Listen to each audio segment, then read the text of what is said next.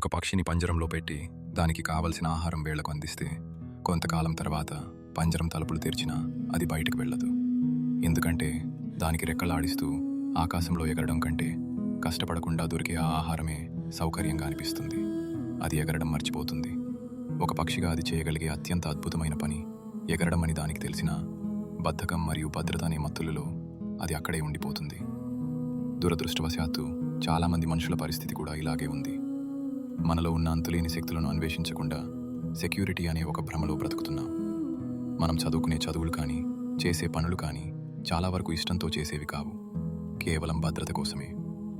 కానీ నిజమేంటంటే ఈ జీవితంలో భద్రత అనేదే లేదు. ఈ బ్యాంక్ బ్యాలెన్స్ ఎంత ఉన్నా, నీ ఆస్తి ఎంత ఉన్నా, రేపు ఏం జరుగుతుందో ఎవరికీ తెలియదు.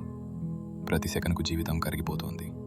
ఈ స్పృహ మనకుంటే మనకు ఇష్టం లేని పనిని చేస్తూ ఒక్క క్షణాన్ని కూడా వృధా చేయము.